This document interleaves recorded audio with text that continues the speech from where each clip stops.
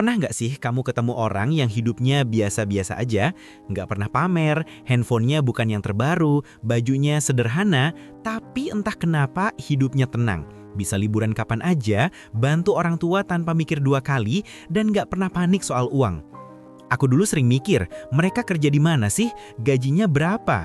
Tapi lama-lama aku sadar, mungkin pertanyaannya bukan mereka dapat dari mana, tapi mereka ngelola kayak gimana. Karena jujur aja, aku bukan orang boros, tapi juga nggak bisa dibilang hemat. Gajian datang, senang sebentar.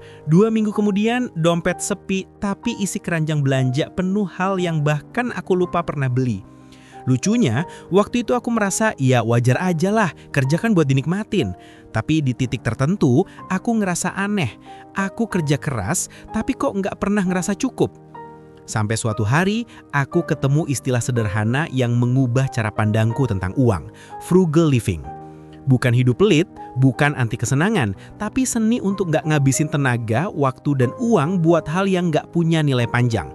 Dan dari situ, aku mulai belajar bahwa mungkin kekayaan itu nggak datang dari seberapa keras kita ngejar, tapi dari seberapa sadar kita berhenti membuang. Dulu aku kira kaya itu cuma soal angka di rekening. Tapi makin kesini aku sadar, banyak orang yang kelihatan kaya, tapi hidupnya sempit. Punya mobil, tapi takut bensin naik. Punya rumah, tapi tiap bulan ngos-ngosan bayar cicilan. Punya banyak barang, tapi sedikit ketenangan.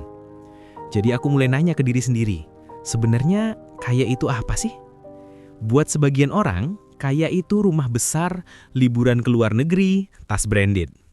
Tapi buatku sekarang, kaya itu sesederhana bisa tidur nyenyak tanpa mikirin tagihan.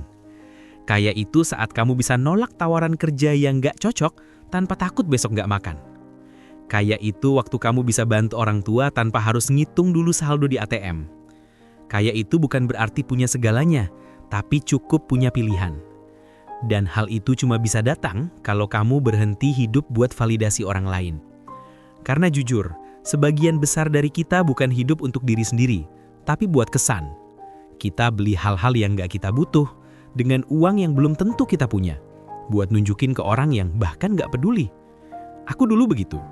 Setiap kali ngerasa gak aman, aku cari pelampiasan. Beli barang baru, makan enak, cari alasan biar kelihatan baik-baik aja. Tapi kenyataannya, semua itu nggak pernah bikin tenang.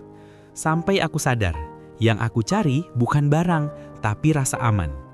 Dan rasa aman itu datang bukan dari punya banyak, tapi dari tahu cara cukup. Di situ aku mulai ngerasa, mungkin yang perlu kita kejar bukan kaya raya, tapi kaya kesadaran. Kesadaran buat tahu mana yang penting, mana yang cuma kelihatan penting. Karena begitu kamu tahu bedanya, kamu udah setengah jalan menuju kebebasan finansial. Setelah aku tahu apa itu kaya buatku, aku mulai sadar satu hal. Masalahku bukan di uangnya, tapi di caraku mikir tentang uang. Karena kalau mindsetnya salah, seberapapun banyaknya penghasilan, hasilnya tetap sama, habis tanpa arah. Frugal living bukan cuma soal menghitung pengeluaran, tapi tentang memahami kenapa kita membelanjakan sesuatu. Tentang jujur ke diri sendiri, apakah aku butuh ini atau cuma pengen kelihatan cukup di mata orang lain? Ada satu konsep yang nempel banget di kepala, delayed gratification.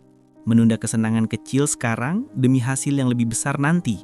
Kayak menanam pohon, kamu gak bakal dapat buah di minggu pertama. Tapi kalau sabar, kamu bakal panen sesuatu yang jauh lebih bernilai. Dulu, aku gak sabaran. Setiap kali stres, aku belanja. Aku bilang ke diri sendiri, ini self-reward, tapi nyatanya itu cuma bentuk pelarian. Karena setelah belanja, stresnya balik lagi, cuma sekarang ditambah rasa bersalah. Sekarang, tiap kali aku pengen beli sesuatu, aku tanya dulu, aku beneran butuh atau cuma lagi pengen ngerasa lebih baik? Kalau jawabannya yang kedua, aku tahan. Kadang rasa pengennya hilang dalam sejam. Kadang aku malah nemu hal lain yang lebih bermakna, nonton video edukatif, masak sendiri, atau ngobrol sama orang rubah.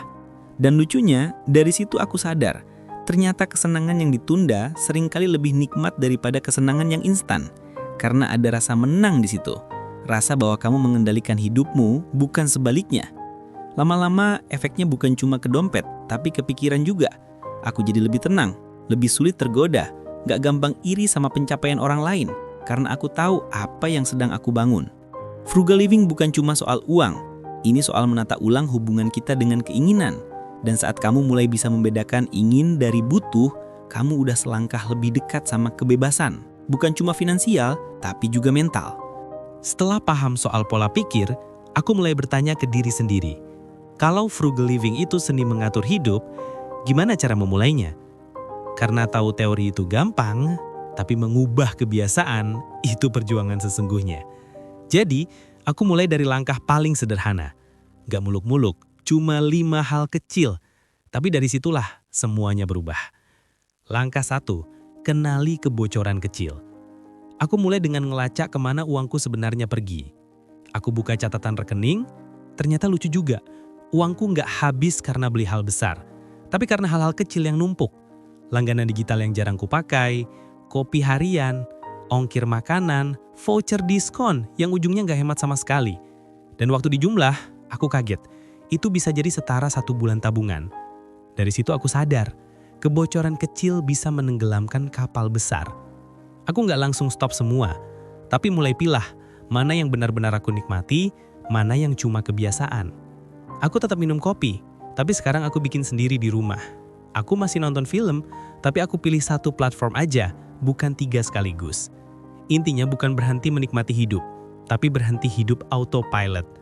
Dan tiap kali aku berhasil menahan 1 kebiasaan kecil, aku ngerasa kayak nyelamatin versi masa depanku sendiri.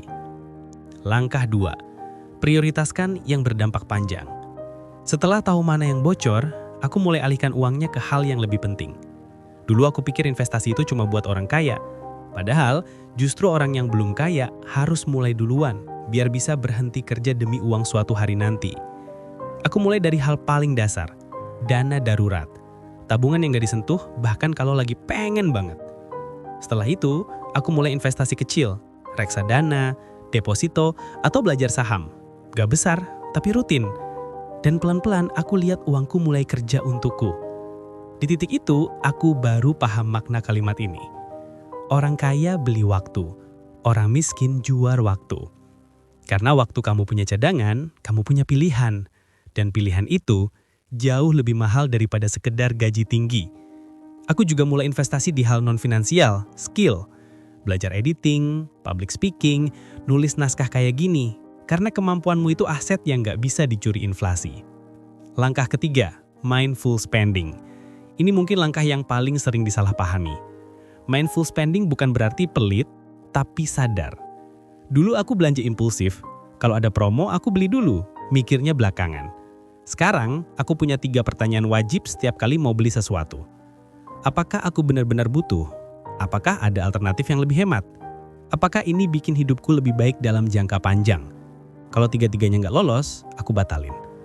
Dan anehnya, makin sering aku nahan diri, makin ringan rasanya. Aku mulai ngerasain power yang beda.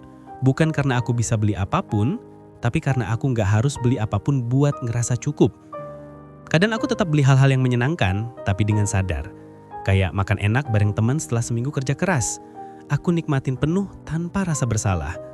Karena frugal living bukan soal menolak kesenangan, tapi memilih kesenangan yang benar-benar berarti. Langkah 4, gunakan sistem. Setelah pikiran mulai tertata, aku butuh sistem yang bantu konsisten. Aku mulai pakai aplikasi pencatat keuangan. Bukan yang rumit, yang penting aku tahu kemana uang jalan. Aku bagi pengeluaran jadi 3 kategori, kebutuhan, tabungan, dan hiburan. Kadang aku juga pakai metode amplop. Tiap amplop punya tugas, makan, transportasi, hiburan. Kalau amplopnya habis, ya udah, berarti waktunya berhenti. Kedengarannya kaku, tapi justru bikin tenang. Karena frugal living itu bukan tentang membatasi hidup, tapi memberi bagar biar hidup nggak berantakan. Sistem kecil itu bikin aku lebih jujur sama diri sendiri. Aku tahu kapan aku berlebihan, kapan aku konsisten, dan kalau lagi nyimpang, sistem itu yang ingetin, tanpa perlu rasa bersalah berlebihan. Langkah 5, naik kelas pelan-pelan. Banyak orang mikir hidup hemat berarti nggak boleh naik kelas, padahal nggak juga. Aku tetap pengen hidup nyaman, tapi sekarang aku punya aturan baru. Naik kelas boleh, asal bareng sama naiknya penghasilan pasif, bukan utang. Dulu tiap kali dapat bonus, aku langsung upgrade barang. Sekarang aku upgrade sistem. Aku beli alat kerja yang bikin produktivitasku naik. Aku investasi di peralatan yang tahan lama, bukan cuma yang viral. Aku juga belajar satu hal. Barang bagus itu bukan berarti barang mahal. Barang bagus itu yang tahan lama, fungsional, dan bikin hidup lebih sederhana.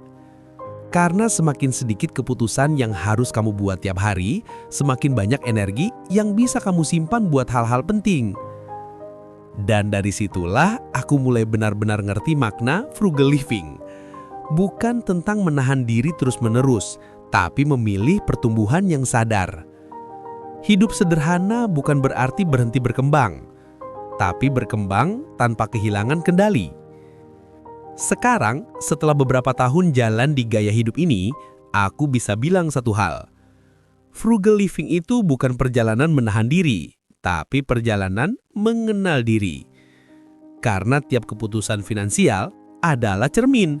Di situ kelihatan apa yang kamu takuti, apa yang kamu kejar, dan apa yang sebenarnya kamu anggap cukup.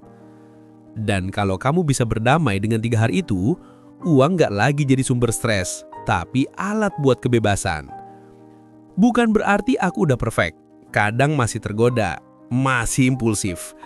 Tapi bedanya sekarang aku sadar. Dan kesadaran itu jauh lebih berharga daripada sekedar saldo. Langkah 4. Gunakan sistem. Setelah pikiran mulai tertata, aku butuh sistem yang bantu konsisten. Aku mulai pakai aplikasi pencatat keuangan. Bukan yang rumit, yang penting aku tahu kemana uang jalan.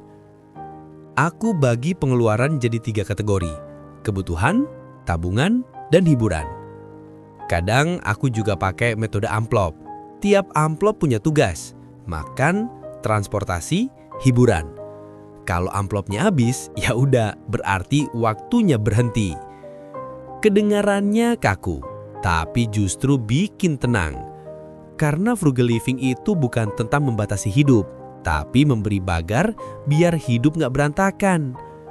Sistem kecil itu bikin aku lebih jujur sama diri sendiri. Aku tahu kapan aku berlebihan, kapan aku konsisten, dan kalau lagi nyimpang, sistem itu yang ingetin, tanpa perlu rasa bersalah berlebihan. Langkah 5. Naik kelas pelan-pelan. Banyak orang mikir hidup hemat berarti nggak boleh naik kelas. Padahal nggak juga. Aku tetap pengen hidup nyaman, tapi sekarang aku punya aturan baru. Naik kelas boleh, asal bareng sama naiknya penghasilan pasif, bukan utang. Dulu tiap kali dapat bonus, aku langsung upgrade barang. Sekarang aku upgrade sistem. Aku beli alat kerja yang bikin produktivitasku naik. Aku investasi di peralatan yang tahan lama, bukan cuma yang viral. Aku juga belajar satu hal. Barang bagus itu bukan berarti barang mahal. Barang bagus itu yang tahan lama, fungsional, dan bikin hidup lebih